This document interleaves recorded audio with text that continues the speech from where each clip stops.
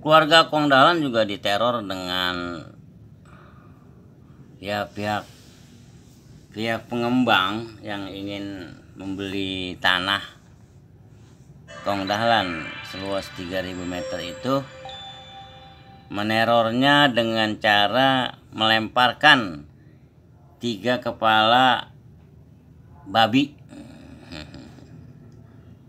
Saudara-saudara, itulah teror-teror lawan politik dan lawan bisnis di dalam menguasai suatu lahan atau properti atau harta benda apapun begitu, wilayah dan sebagainya. Teror-teror seperti ini terjadi di Indonesia.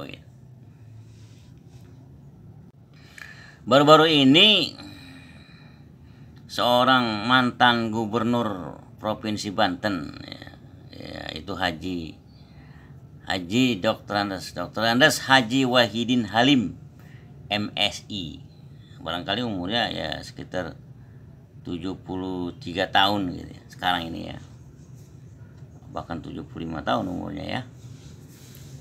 Beliau setelah sudah tidak lagi menjadi gubernur Provinsi Banten, barang tahun yang lalu ya, tahun 2022 atau 2023, awal 2023 Januari 2023, beliau mengundang bakal calon presiden Anies Baswedan, mengundang datang ke rumahnya gitu. Itu di sekitar Jalan Pinang Raya ya, Kelurahan Pinang, Kecamatan Pinang, Tangerang Kota. Sekitar jam 10 pagi Anies Baswedan tiba di lokasi di rumah Wahidin Halim, mantan gubernur Provinsi Banten. Kemudian keesok harinya itu saya lihat di internet bahwa rumah Wahidin Halim itu dilempari oleh beberapa karung berisi dengan isi ular kobra gitu. Apa satu karung apa 2 karung gitu ya. Sebenarnya 1 karung cukup gitu. Itu salah satu teror gitu ya. Kalau tadi Kong Dahlan di Pekulongan atau di Kelurahan Paku Alam, Serpong Utara, Tangerang Selatan itu selain untuk menteror kan juga bisa membunuh, bisa terbunuh gitu ya Kong Dahlan. Tapi Kong Dahlan bersama saat itu beberapa tukang bangunan ya, tentu mereka tukang bangunan dari Jawa dan lain sebagainya, itu semacam pawang ular gitu, bisa menangkapi ular itu, ular kobra itu yang 3 karung atau 2 karung gitu ya, penuh gitu ya. Itu kan bisa ratusan ular kobra gitu ya. Itu tangkepin oleh tukang-tukang bangunan ya, yang ada di sekitar situ gitu. Dan itu dijual, ular-ular itu dijual pada orang yang doyan makan ular gitu ya. Atau mereka masak sendiri, mereka bakar dan sebagainya. Sehingga ular itu habis juga, barangkali pada kabur juga, kan di situ masih banyak tanah kosong ya di Paku Alam, Kelurahan Paku Alam. Itulah teror-teror yang dilakukan oleh lawan-lawan politik dan musuh-musuh bisnis gitu, lawan-lawan bisnis kita gitu, di Indonesia gitu. Nah, Wahidin Halim pun begitu, ketika dia sudah tidak menjadi pejabat, menjadi warga sipil biasa, ya nasibnya seperti Kong Dahlan ya, dilempari karung berisi ular kobra begitu ya. Begitu Pak. Cuman rumahnya tidak diserbu preman seperti rumah Kong Dahlan tuh diserbu sekitar 50 preman ya. Sampai kaki mantunya itu luka ya. Sampai seperti itu ya. Kalau Munir, salah satu ketua LSM itu diracun Pak, sampai mati. Iya. Karena Munir itu mau membongkar ya tentang kecurangan apa itu, EKTP kali ya kalau nggak salah ya. Dibunuhlah dia gitu. Dan pembunuhnya nggak terlacak gitu ya. Itulah Indonesia gitu. Kalau kita lihat sejarah Indonesia yang zaman Ken Arok gitu, Ken Arok itu pembunuh juga, dia pembunuh salah satu raja gitu untuk menguasai kerajaan dan memperistri si raja itu. Raja itu dibunuh dengan keris ya. Baca sejarah Indonesia banyak terjadi perang gitu. Sebelum perang kemerdekaan 17 Agustus 1945, itu pada zaman-zaman Kesultanan Demak ya, dan beberapa kesultanan yang ada di Indonesia ini terjadi perang terhadap kolonialisme Belanda, POC dan sebagainya, Portugis ya, perang. Kalau lebih dahulu lagi, lebih tua lagi, itu perang antar kerajaan yang beragama Hindu atau Buddha begitu. Ya. Bulan kemari zaman kemerdekaan ini tahun 1948 terjadi pemberontakan komunis ya. Dan juga pemberontakan komunis tahun 1965. Ya. Dan juga kurun waktu 1960 sampai 1965 itu rezim Soekarno saat itu memenjarakan orang-orang Parmusi, bukan Parmusi, orang Masumi gitu, seperti Muhammad Nasir, Profesor Dr. Hamka dan Abu Hanifah dan yang lain-lain begitu, Mr. Asad dan sebagainya, di penjara ya. Artinya politik mereka itu dibungkam gitu, badan mereka itu dikungkung di penjara. Sementara kalau pikiran tuh nggak bisa gitu, karena contohnya Profesor Dr. Hamka ketika di penjara 2,5 tahun di Rumah Sakit Persahabatan dan dirumahkan gitu, di penjara rumah gitu ya. Justru dia bisa mengarang 30 juz tafsir Al-Azhar, tafsir Quran Al-Azhar. Jadi kalau pikiran tuh nggak bisa dipenjara Pak. Kalau badan bisa dipenjara. Itulah sekitar pergolakan politik di Indonesia gitu ya. Kalau sekarang Anies nih saya dengar mau dijegal ya, nggak boleh menjadi capres, calon presiden 2024. Bahkan pemilu 2024 itu dimundurkan sampai tahun 2025 gitu. Bla bla bla bla. Itulah antara lain pernak-pernik politik nasional kita gitu. Dan kalau kita lihat sejarah Rasulullah gitu ya, wah panjang juga nih. Ini bukan kultum kalau ini ya, berseri-seri ya. Kalau kultum paling 12 menit paling banyak ya. Kalau sampai 15 menit itu kultumnya itu udah ceramah ya, ahli ceramah dia. Kalau saya sebenarnya bukan ahli ceramah di musola, di majlis taklim, di masjid, open bar seperti itu, di halayak bertatap muka dengan publik begitu ya. Kalau saya bicara hanya di online seperti ini gitu. Kalau keseruan gitu cerita kita saat ini, rakyat bukan melawan rezim gitu. Kalau dulu rakyat khususnya yang berpolitik Islam, ideologi Islam itu melawan rezim Soekarno yang nasionalisme dia, berpaham nasional, sekuler, nasional sekuler gitu. Kalau zaman Pak Harto ya mirip-mirip seperti itu juga. Jadi rakyat yang berideologi Islam itu melawan Golkar gitu ya, dan partai-partai sekuler lainnya gitu. Selama 32 tahun. Reformasi tahun 1999 sampai 2004 itu pemilu kita bisa lebih demokratis gitu ya. Sampai zaman SBY, Susilo Bambang Yudhoyono yang 10 tahun itu, 2 periode itu cukup demokratis gitu. Dan disitulah pada zaman SBY itulah GAM, Gerakan Aceh Merdeka, melebur ke NKRI gitu. Sehingga Aceh menjadi Nangro Darussalam Aceh ya, dengan punya otonomi daerah dalam masalah hukum gitu ya. Seperti ada di sana ada cambuk, hukum cambuk bagi peminum dan pezina gitu. Untuk supaya ada efek jeraknya gitu. Itu zaman SBY gitu. Tapi di zaman era Jokowi ini kita terisukan gitu, yang masih masif gitu tentang makar atau rencana Tiongkok RRC itu menguasai Indonesia melalui pinjaman hutangnya gitu. Sebenarnya hutang kita bukan besar terhadap Cina gitu kan, hutang kita bisa ke Jepang dan negara-negara lain gitu.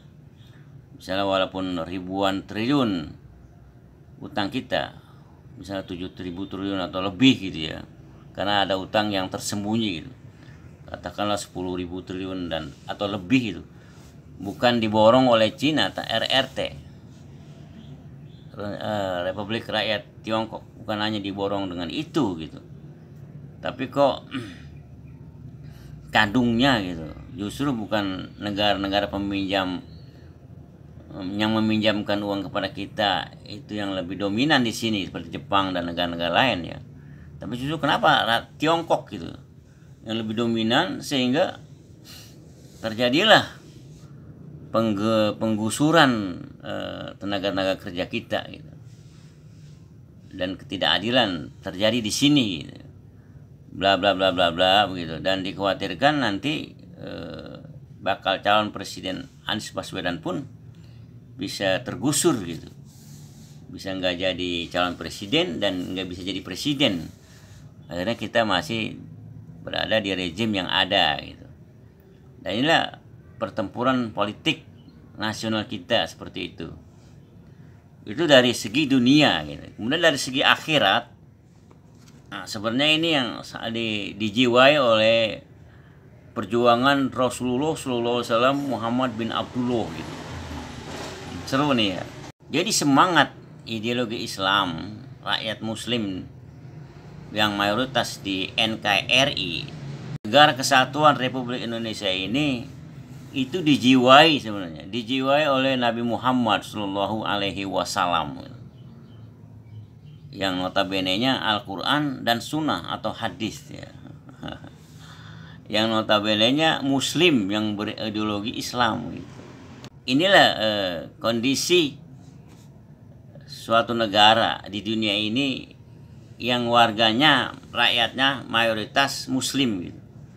55% atau sampai 80% seperti di Indonesia ini, sekitar 84 atau 87% umat muslimnya. Tapi kan itu muslim yang KTP gitu ya, cuman muslim yang tercatat di KTP gitu.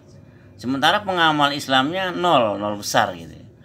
Barangkali cuma 5% umat muslim Indonesia ini yang mengamalkan syariat atau Islam. Sementara yang lainnya itu nol besar gitu. Cuman muslim KTP gitu. Jadi itu memang sangat berat jadi nanti untuk melawan isme-isme atau ideologi yang non Islam seperti ideologi sekuler ya, kapitalis ya, sosialis ya, dan yang lain-lain itu. Yang boleh dikatakan mereka itu togut ya. Togut itu kan yang berideologi selain ideologi Islam begitu kan begitu. Perjuangan kita tahun 2023 sampai 2025 bahkan ya, itu sama dengan perjuangan Rasulullah SAW 1444 tahun yang lalu gitu. Sejak periode Mekah 13 tahun dan periode Rasulullah masih hidup 10 tahun di Madinah itu sampai 2000 sampai tahun 11 Hijriyah gitu ya, ketika beliau wafat. Itu perjuangan Rasulullah itu masih terasa di jiwa kita kaum muslimin yang 5% ya. Bukan yang 87% rakyat Indonesia muslim gitu ya. Itu kan Islam KTP itu mereka. Ini yang 5% dari 267 juta penduduk warga negara Indonesia 5%-nya itu dijiwai oleh Rasulullah SAW, oleh jiwa Islam gitu, Al-Quran dan Sunnah gitu. Jadi mereka itu mengerti gitu perjuangan Rasulullah, sampai Rasulullah itu terbunuh karena diracun gitu. Beliau meninggal sekitar 63 tahun, kurang berapa bulan gitu ya. Jadi kalau kita di dalam satu buku, ini faktanya kalau nggak salah judulnya begitu ya, salah satu buku yang saya baca.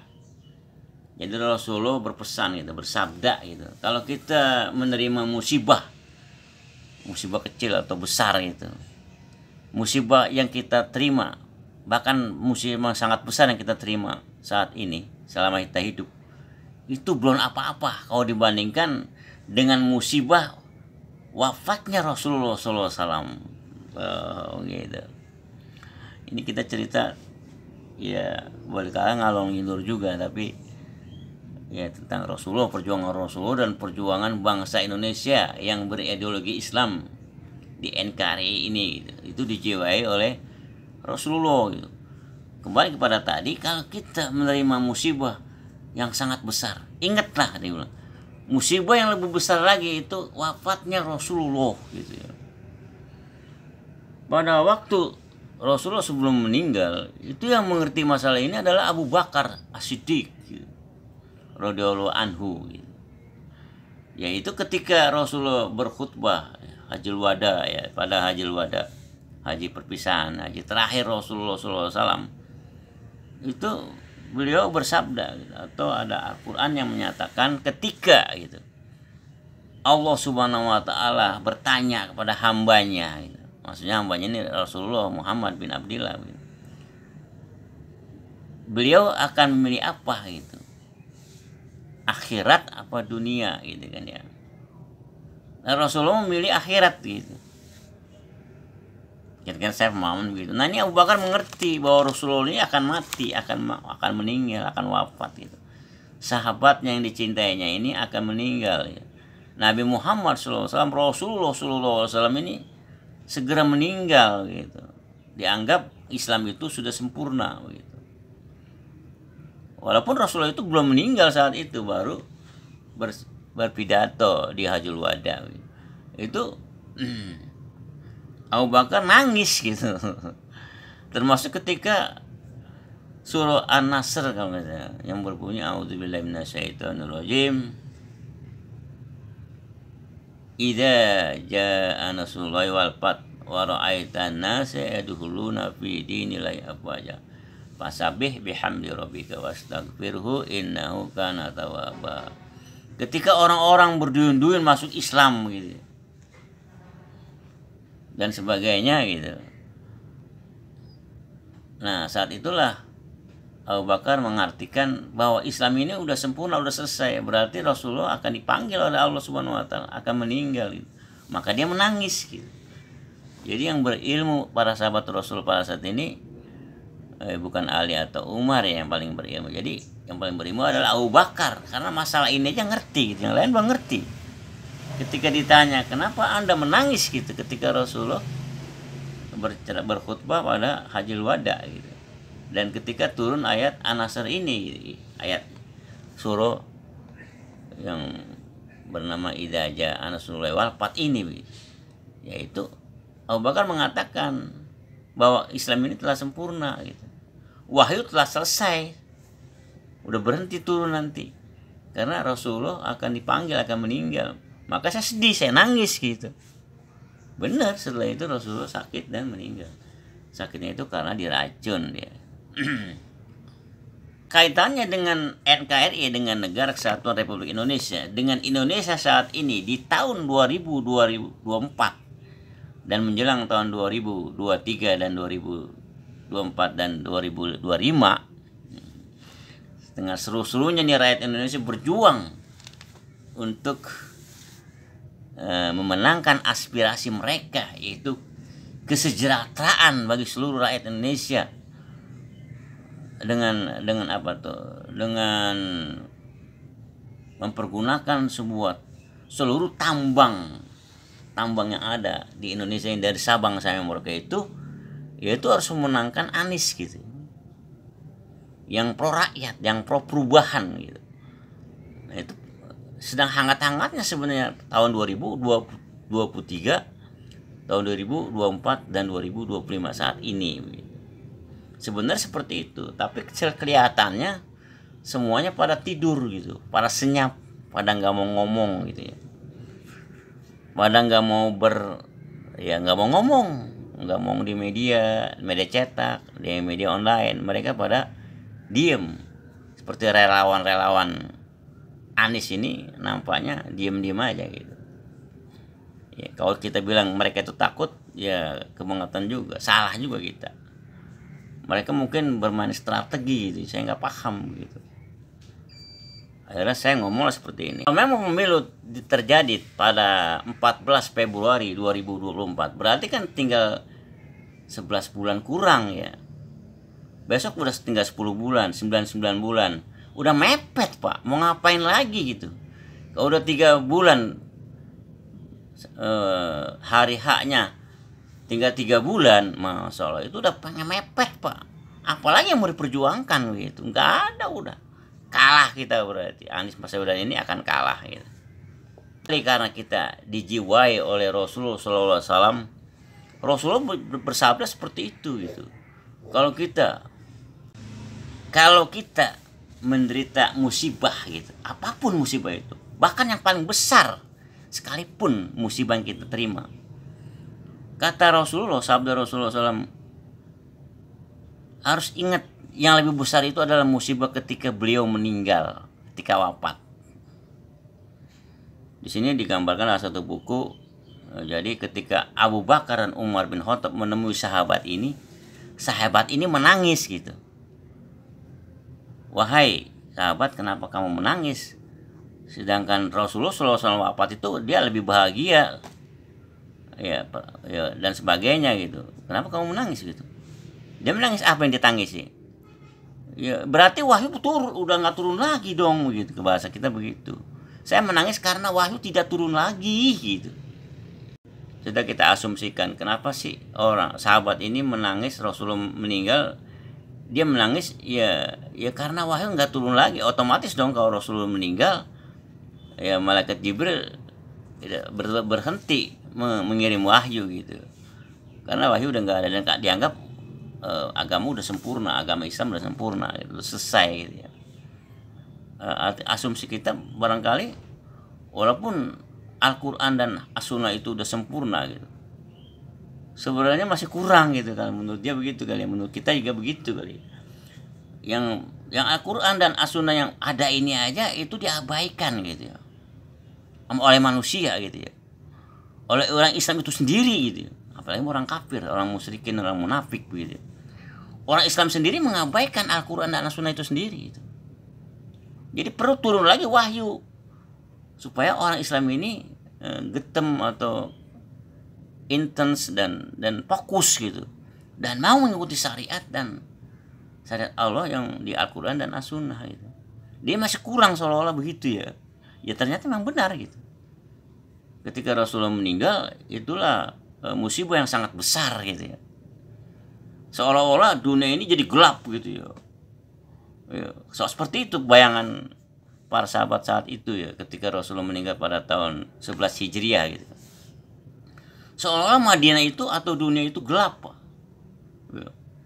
Tidak ada lagi kejujuran, tidak ada lagi ramah tamah, kerahiman, kedermawanan, kasih sayang, ya. Keikhlasan udah nggak ada lagi, seolah-olah begitu gitu. Dan sebelum Rasulullah meninggal aja juga, ketika beliau masih sakit, itu udah banyak orang yang murtad Pak. Orang menjadi munafik, orang yang murtad, bla bla bla, yang nggak mau zakat, yang nggak mau sholat, astagfirullah. Di seluruh Jazirah Arab saat itu, apa di Yaman ya, di Bahrain, Kuwait saat ini dan sebagainya. Dan semua itu akhirnya dipadamkan oleh Khalifah Abu Bakar gitu. Dipadamkan Pak semuanya itu. Kemurtadan itu, yang melawan negara Islam di Madinah itu di bawah pemerintahan Khalifah Abu Bakar itu dipadamkan semua, dikirim jenderal-jenderal perang, jago-jago perang seperti Khalid bin Walid dan lain sebagainya itu untuk memadamkan pemurtadan dan pemberontakan itu.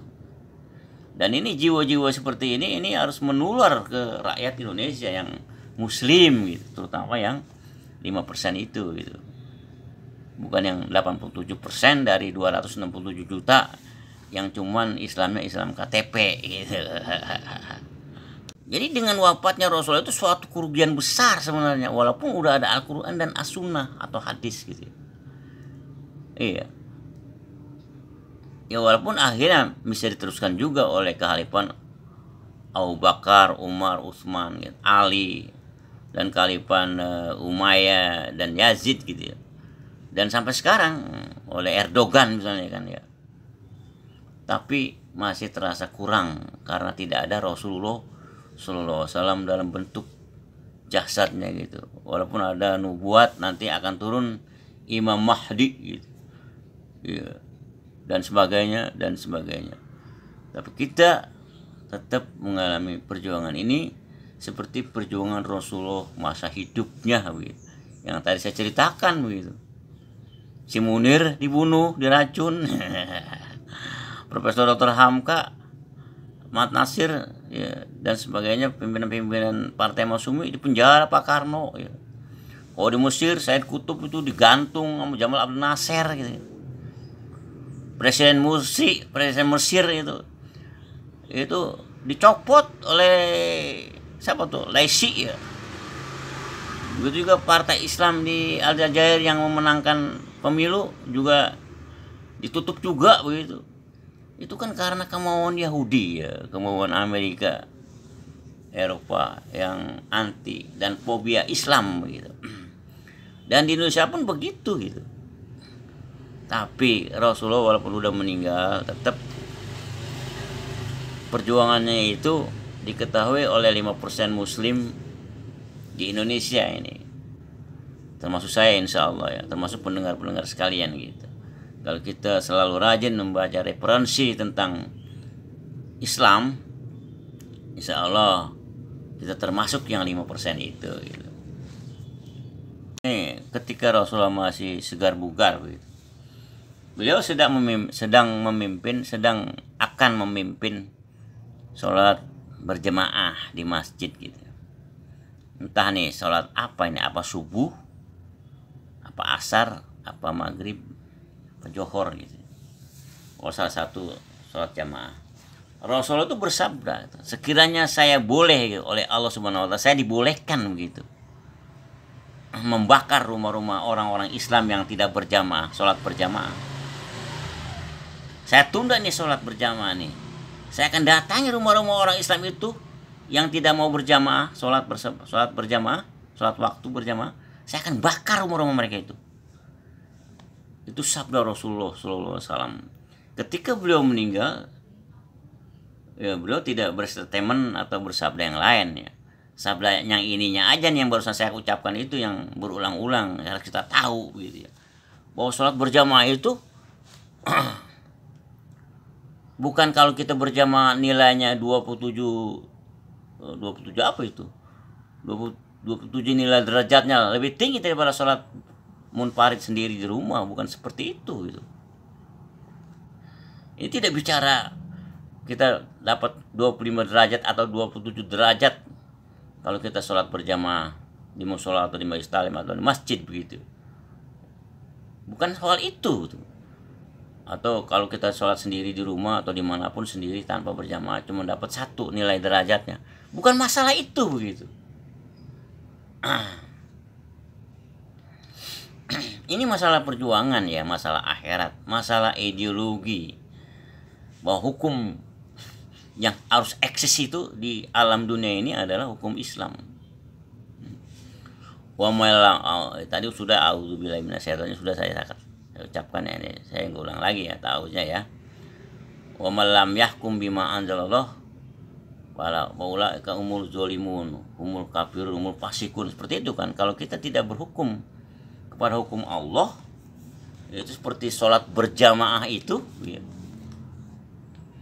Kita termasuk orang yang zalim, orang kafir, orang fasik gitu. Itu ada 3 ayat begitu. Kita di ultimatum seperti itu. Sampai Rasulullah kalau diizinkan Allah, dia akan tunda nih sholat berjamaah, memimpin sholat berjamaah. Dia mau datangin dulu tuh umat Islam yang semua sholatnya di rumah. Itu sholat di rumah aja itu yang katanya nilainya 1 derajat. Itu seperti itu, diancam Rasulullah. Apalagi tidak sholat gitu, gimana itu? Kalau yang tidak sholat ini sebenarnya kalau kata UAS, Ustadz Abdul Somad, itu orang sombong. Kalau yang tidak sholat ini orang sombong. Iya. Karena dia membangkang kepada Allah Subhanahu Wa Taala, gitu. Nggak mau tunduk kepada penciptanya, gitu kan. Tidak patuh kepada perintah Allah Subhanahu Wa Taala. Allah kan menyuruh supaya dia disembah oleh kita, gitu. Sembahnya itu dengan sholat antara lain, gitu. Dengan ruku, dengan sujud, meletakkan jidat di tanah, di lantai, di ubin, di atas sajadah, gitu. Untuk merendahkan dirinya itu di hadapan Allah Subhanahu Wa Taala yang menciptakannya, gitu. Supaya kita juga minta ampun bahwa kita banyak salah. Kepada siapapun kita punya salah banyak tanpa kita sadari. Karena manusia memang tempat salah. Salah satu jalan untuk mengislah, ya, menghapus kesalahan-kesalahan kita itu dengan sujud kepada Allah, bertaubat, minta ampun, gitu. Para sahabat tuh kalau minta ampun atau sholat seperti itu, sujudnya itu lama karena takut, dan dia minta ampun. Seolah angin dahsyat itu, topan menghembus, menggoyang pohon-pohon sambil goyang-goyang itu. Saking takutnya para sahabat itu kepada Allah, bersujud lama sampai jidatnya itu hitam, gitu. Kembali kepada kita, gitu. Kita di Indonesia ini itu berjuang, Pak. Dari sejak Wali Songo, ya, kerajaan Demak, kesultanan di mana-mana yang ada di Indonesia ini, di Tidore, di Kalimantan, di Sumatera, bahkan di Jawa, ya. Itu perjuangan, Pak. Estafetnya seperti itu, gitu. Sampai sekarang tahun 2024 nanti, gitu. Itu sebenarnya perjuangan dakwah, sebuah perjuangan Islam. Perjuangan yang dijiwai oleh Nabi Muhammad Sallallahu Alaihi Wasallam. Antara lain tentang sholat tadi yang saya katakan. Nanti kita sambung lagi, ya. Kita istirahat dulu. Nanti kita sambung bagian selanjutnya. Wassalamualaikum warahmatullahi wabarakatuh. Lebih kurang saya mohon maaf, ya. Alafu minkum. Wabillahi taufiq wal hidayah. Wassalamualaikum warahmatullahi wabarakatuh.